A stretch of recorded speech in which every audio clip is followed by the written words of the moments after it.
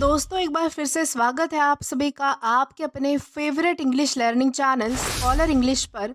मेरा नाम है दीपिका कुमावत और मैं इस चैनल पर वेरियस कॉम्पिटिटिव एग्जाम्स के लिए इंग्लिश सब्जेक्ट टीच करती हूँ। तो बेसिकली आज के इस वीडियो में हम डिस्कस करने जा रहे हैं द हिंदू एडिटोरियल का वोकैब एनालिसिस। आशा करती हूँ कि आप इन सेशंस के साथ रेगुलरली जुड़ रहे हैं और इनका बेनिफिट भी उठा रहे हैं, क्योंकि इन सेशंस का मकसद है आपके वोकैब पावर को और ज़्यादा इन्हांस करना। और ये जो वोकैब सेशंस है ये बैंक, एसएससी, रेलवे, यूपीएससी या फिर किसी भी कॉम्पिटिटिव एग्ज़ाम के लिए इक्वली बहुत ही ज़्यादा इम्पॉर्टेंट है। तो चलिए और ज़्यादा देर ना करते हुए बढ़ते हैं हमारे वोकैब शो की ओर और जानेंगे कि आज का हमारा सबसे पहला वर्ड कौन सा है। तो दोस्तों आज का हमारा सबसे पहला वर्ड आता है सेसेशन। दोस्तों सेसेशन का मतलब होता है समाप्ति, अंत या फिर रुकावट, यानी कि किसी चीज़ का एंड हो जाना या फिर किसी चीज़ में रुकावट आना, उसे हम क्या कहेंगे, उसे हम कहेंगे सेसेशन। और ये हमारे पास पार्ट्स ऑफ स्पीच में नाउन है। सिनोनिम इसका होता है एंड या फिर टर्मिनेशन, यानी कि किसी चीज़ का एंड पॉइंट, यानी कि ख़त्म हो जाना किसी कोई चीज़, या फिर कोई चीज़ जो है वो किसी चीज़ में रुकावट आ जाना, किसी चीज़ की समाप्ति हो जाना, अंत हो जाना। एंटोनिम की बात करें तो एंटोनिम इसका है बिगिनिंग या फिर रिजम्पशन, यानी कि किसी चीज़ की शुरुआत होना, आरंभ होना किसी चीज़ का, उसे हम कहेंगे बिगिनिंग या फिर रिजम्पशन। अब अगर बात की जाए इसके एग्जाम्पल की, तो एग्जाम्पल इसका है there was a sudden cessation of the noise, यानी कि अचानक जो है वो शोर बिल्कुल रुक गया, यानी कि ख़त्म हो गया। तो इस कॉन्टेक्स्ट में हम जो है वो सेसेशन इस वर्ड का अलग अलग सेंटेंसेस में यूज़ कर सकते हैं। देन इसी के साथ हम आगे जाएंगे हमारे नेक्स्ट वर्ड की और जानेंगे कि इसके बाद हमारा अगला वर्ड कौन सा है। तो दोस्तों इसके बाद हमारा अगला वर्ड है बाइगॉट। दोस्तों बाइगॉट का मतलब होता है कट्टरपंथी, यानी कि धर्मांध व्यक्ति जो दूसरों के विचार, धर्म या फिर जाति के खिलाफ होता है। यानी कि आपने देखा होगा बहुत बार ऐसे लोग होते हैं जो अपने धर्म को, अपनी जाति को जो है वो बहुत ज़्यादा सुपीरियर मानते हैं, श्रेष्ठ समझते हैं, यानी कि वो ऐसा समझते हैं कि हमारी जाति, हमारा जो धर्म है वो सबसे ऊपर है, बाकी सब नीचे है। यानी कि जो व्यक्ति धर्म में अंधा होता है, जो धर्मांध व्यक्ति होता है, जो अपने धर्म को लेकर, अपने कल्चर को लेकर, हर चीज़ को लेकर जो है वो बहुत ज़्यादा कट्टर होता है, तो ऐसे व्यक्ति को हम कहेंगे बाइगॉट। और ये हमारे पास पार्ट्स ऑफ स्पीच में नाउन है।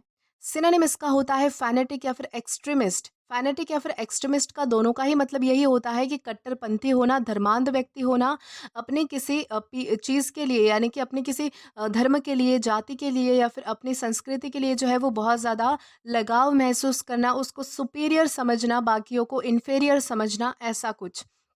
तो इस सभी कॉन्सेप्ट कॉन्सेप्ट को हम जो है वो बाइकॉट भी कह सकते हैं, फैनाटिक भी कह सकते हैं या फिर एक्सट्रीमिस्ट भी कह सकते हैं। दोस्तों ये जो है वो किसी विशेष व्यक्ति के लिए यूज़ होता है, यानी कि आप जो है वो किसी व्यक्ति को डिनोट करने के लिए जो है वो ये वर्ड यूज़ करते हो। यानी कि अगर आप किसी व्यक्ति को बाइकॉट कहते हो, फैनाटिक कहते हो, एक्सट्रीमिस्ट कहते हो, तो आप उसे जो है वो कट्टरपंथी कहते हो। तो इस तरह से जो है वो इसका यूज़ होता है। एंटोनिम की बात करें तो एंटोनिम इसका होता है लिबरल या फिर एक्सेप्टिंग। लिबरल का मतलब होता है जो मिलनसार होता है, सबका आदर करता है, सबकी रिस्पेक्ट करता है, चाहे फिर वो कोई सा भी रिलीजन हो, कोई सा भी धर्म हो, कुछ भी हो। या फिर एक्सेप्टिंग होता है, यानी कि जिसका नेचर बहुत अच्छा होता है, एक्सेप्टिंग नेचर होता है, स्वीकार करने वाला नेचर होता है, जो हर चीज़ में घुल मिल जाता है, जो किसी एक चीज़ पर रिलाय नहीं करता। तो ऐसे किसी व्यक्ति को या फिर ऐसे क्वालिटी को हम कहेंगे लिबरल या फिर एक्सेप्टिंग। अब अगर बात करें इसके एग्जाम्पल की, तो एग्जाम्पल इसका है we must stand against bigots in our country. यानी कि हमें जो है वो हमारे देश में मौजूद जितने भी कट्टरपंथी है, यानी कि जितने भी ऐसे लोग हैं जो अपने धर्म को ऊंचा समझते हैं, अपनी जाति को ऊंचा समझते हैं और बाकी लोगों को इन्फीरियर समझते हैं, हमें उनके खिलाफ खड़ा होना चाहिए, यानी कि हमें उनके लिए जो है वो एक्शन लेना चाहिए। तो इस कॉन्टेक्स्ट में हम जो है वो बाइगॉट इस वर्ड का अलग अलग सेंटेंसेस में यूज़ कर सकते हैं। देन इसी के साथ हम आगे जाएंगे हमारे नेक्स्ट वर्ड की ओर और जानेंगे कि इसके बाद हमारा अगला वर्ड कौन सा है। तो दोस्तों इसके बाद हमारा अगला वर्ड आता है डेल्यूज। दोस्तों डेल्यूज का मतलब होता है बाढ़, यानी कि भारी वर्षा या फिर सैलाब, यानी कि जब पानी की बाढ़ आती है, यानी कि पानी का सैलाब आता है, तब उसे क्या कहते हैं, डेल्यूज कहते हैं। और ये हमारे पास पार्ट्स ऑफ स्पीच में नाउन है। सिनोनिम इसका होता है फ्लड या फिर टॉरेंट। फ्लड का मतलब होता है बाढ़, टॉरेंट का मतलब होता है सैलाब। एंटोनिम इसका होता है ड्रॉट या फिर स्कारसिटी। ड्रॉट का मतलब होता है सूखा पड़ जाना बिल्कुल। जब भी सूखा पड़ जाता है, पानी की कमी होती है यानी कि स्कार्सिटी होती है, तो उसे हम क्या कहेंगे? उसे हम कहेंगे ड्रॉट।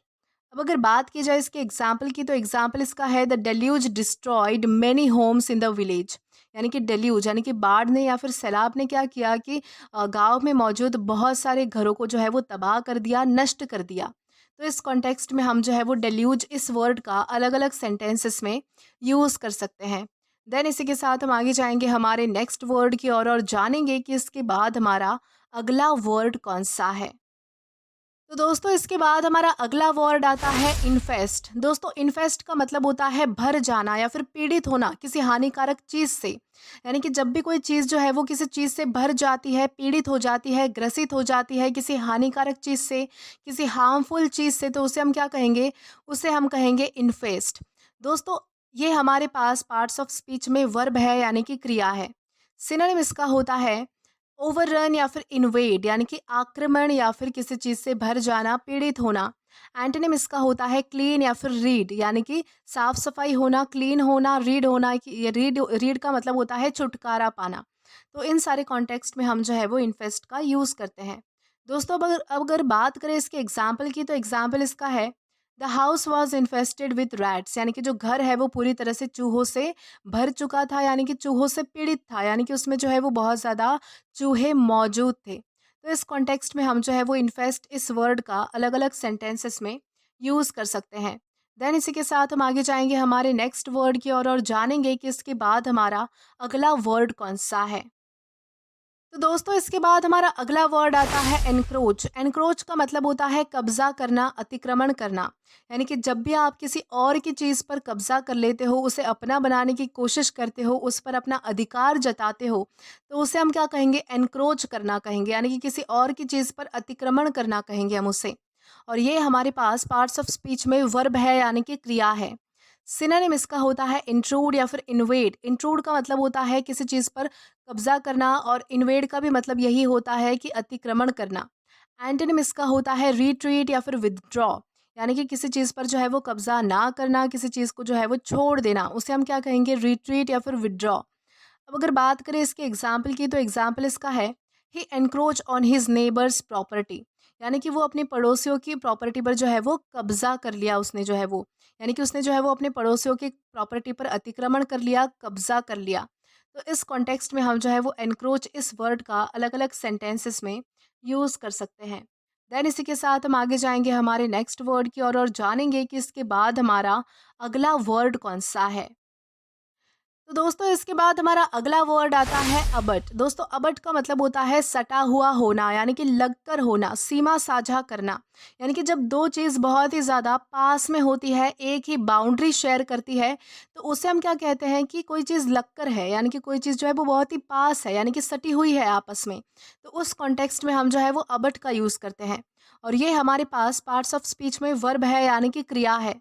सिनोनिम इसका होता है एडजॉइन या फिर टच। यानी कि कोई चीज़ जो है वो आपस में जुड़ी हुई होना या फिर लगकर होना। एंटोनिम इसका देखिए तो एंटोनिम इसका होता है डिटैच या फिर डिवाइड, यानी कि अलग होना कोई चीज़। अब अगर बात करें इसके एग्जाम्पल की, तो एग्जाम्पल इसका है our land abuts the national highway.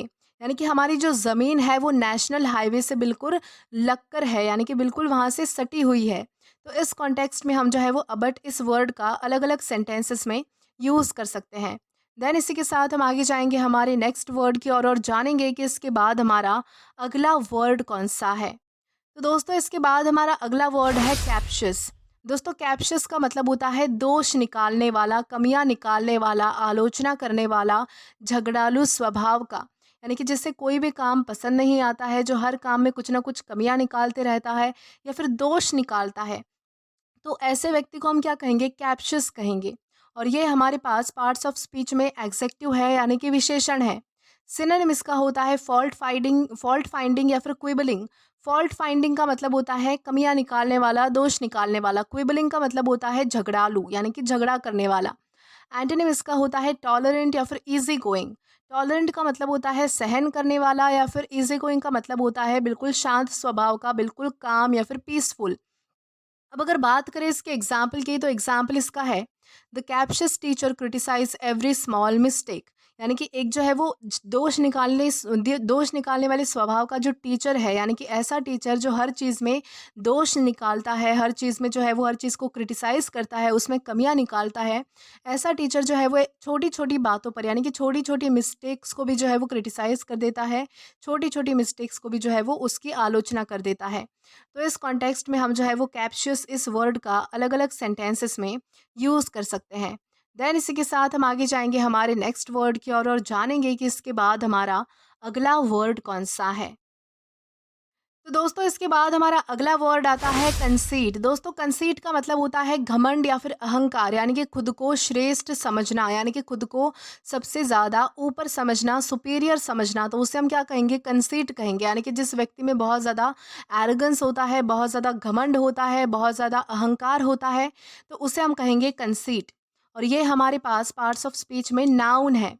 Synonym इसका होता है एरोगेंस या फिर प्राइड, यानी कि बहुत ज़्यादा घमंड होना, अहंकार होना। एंटोनिम इसका होता है मॉडेस्टी या फिर सिंप्लिसिटी, यानी कि बिल्कुल साधारण, बिल्कुल नॉर्मल से रहना, मॉडेस्टी में रहना, सिंप्लिसिटी में रहना। तो उसे हम क्या कहेंगे? मॉडेस्टी या फिर सिंप्लिसिटी।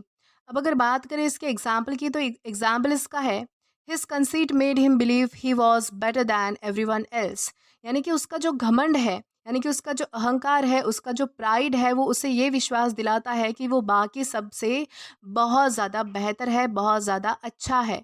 तो इस कॉन्टेक्स्ट में हम जो है वो कंसीट इस वर्ड का अलग-अलग सेंटेंसेस में यूज़ कर सकते हैं। देन इसी के साथ हम आगे जाएँगे हमारे नेक्स्ट वर्ड की ओर और जानेंगे कि इसके बाद हमारा अगला वर्ड कौन-सा है। तो दोस्तों इसके बाद हमारा अगला वर्ड आता है एम्बेजलमेंट। दोस्तों एम्बेजलमेंट का मतलब होता है चोरी, तो खासकर धन की हेरा फेरी। यानी कि जब भी जो है वो किसी प्रॉपर्टी की चोरी हो जाती है, यानी कि किसी भी चीज़ की चोरी हो जाती है, धन की चोरी हो जाती है, तब हम उसे क्या कहेंगे? एम्बेजलमेंट कहेंगे। और एम्बेजलमेंट ये वर्ड जो है वो स्पेसिफिकली जब किसी संस्था में चोरी होती है, किसी ऑर्गेनाइजेशन में चोरी होती है, यानी कि किसी ऑथराइज्ड जगह पर चोरी होती है, तब उसे जो है वो एम्बेजलमेंट हम कहते हैं। यानी कि जैसे कि कोई बैंक में हो सकती है, किसी ऑफ़िस में हो सकती है, किसी यानी कि गवर्नमेंट ऑफ़िस में हो सकती है, या फिर किसी ऑर्गेनाइज़ेशन में हो सकती है, किसी कंपनी में हो सकती है। तो ऐसी जगहों पर जब धन की हेरा-फेरी होती है, यानी कि चोरी हो जाती है, तब हम उसे क्या कहेंगे? तब हम उसे कहेंगे एम्बेज़लमेंट। और ये हमारे पास पार्ट्स ऑफ स्पीच में नाउन है। सिनोनिम इसका होता है थेफ्ट या फिर फ्रॉड, यानी कि किसी के साथ जो है वो धोखाधड़ी करना या फिर कोई चीज़ चुरा लेना। एंटोनिम इसका होता है ऑनेस्टी या फिर इंटीग्रिटी। ऑनेस्टी या फिर इंटीग्रिटी का मतलब होता है ईमानदारी। अब अगर बात करें इसके एग्जाम्पल की, तो एग्जाम्पल इसका है the manager was caught for embezzlement of company funds. यानी कि कंपनी के फंड्स चुराने के लिए जो है वो मैनेजर को पकड़ा गया। तो इस कॉन्टेक्स्ट में हम जो है वो एम्बेजलमेंट इस वर्ड का अलग अलग सेंटेंसेस में यूज़ कर सकते हैं। देन इसी के साथ हम आगे जाएंगे आज के हमारे लास्ट वर्ड की ओर और जानेंगे कि हमारा वो लास्ट वर्ड कौन सा है। तो दोस्तों हमारा लास्ट वर्ड है फेलनी। दोस्तों फेलनी का मतलब होता है गंभीर अपराध, यानी कि ऐसा अपराध जो सजा के लायक है। तो ऐसे अपराध को हम क्या कहेंगे? गंभीर अपराध कहेंगे। जैसे किसी का मर्डर करना हो गया, चोरी करना हो गया। तो ये सारे जो है वो गंभीर अपराध होते हैं, जिनके लिए जो है वो हमारी, यानी कि हमारा जो लॉ एंड ऑर्डर है वो सजा देता है, पनिश करता है। तो जब ऐसे अपराध होते हैं, जब ऐसे क्राइम होते हैं, तो उन्हें कहा जाएगा फेलनी। और ये हमारे पास पार्ट्स ऑफ स्पीच में नाउन है। सिनोनिम इसका होता है क्राइम या फिर ऑफेंस, यानी कि अपराध करना। एंटोनिम इसका होता है इनोसेंस या फिर वर्च्यू, यानी कि कोई जो है वो इनोसेंट होना, यानी कि कोई जो है वो बहुत ही यानी कि नॉन गिल्टी होना, यानी कि मासूम होना। कोई व्यक्ति, कोई जो है वो बिल्कुल, जब कोई व्यक्ति कोई क्राइम नहीं करता है तो हम उसे इनोसेंट कहते हैं। तो ऐसे व्यक्ति को हम कहेंगे इनोसेंस या फिर वर्च्यू, जो कोई अपराध नहीं करता है। अब अगर बात करें इसके एग्जाम्पल की, तो एग्जाम्पल इसका है murder is considered a felony in most countries. यानी कि बहुत सारे देशों में, यानी कि ज़्यादातर देशों में जो है वो मर्डर को एक गंभीर अपराध माना जाता है, सीरियस क्राइम माना जाता है। तो इस कॉन्टेक्स्ट में हम जो है वो फेलनी इस वर्ड का अलग अलग सेंटेंसेस में यूज़ कर सकते हैं। तो दोस्तों आई होप आपको अच्छे से समझ आया होगा कि फेलनी किस तरह से यूज़ होता है। दोस्तों आज के लिए बस इतना ही। आज की इस क्लास का पीडीएफ आप हमारे टेलीग्राम चैनल के थ्रू एक्सेस कर सकते हैं। और अगर आपने अभी तक हमारा टेलीग्राम चैनल ज्वाइन नहीं किया है, तो टेलीग्राम पर English with Deepika Kumawat search करके या फिर डिस्क्रिप्शन में दिए गए लिंक के थ्रू डायरेक्ट आप हमारा टेलीग्राम चैनल ज्वाइन कर सकते हैं, ताकि आप कभी भी किसी भी नए आने वाली वीडियो से रिलेटेड कोई भी अपडेट्स मिस ना करें। और दोस्तों, अगर आपको आज का ये वीडियो पसंद आया है तो do like this video, subscribe the channel and share as much as you can. और अगर आपने इससे पहले वाले वीडियोस नहीं देखे हैं तो यहाँ पर मैंने एक प्लेलिस्ट प्रोवाइड कर दी है, जहाँ पर आप क्लिक करके वो सभी पहले वाले वीडियोस भी देख सकते हैं और एक्सप्लोर कर सकते हैं। Till then keep learning. Thank you.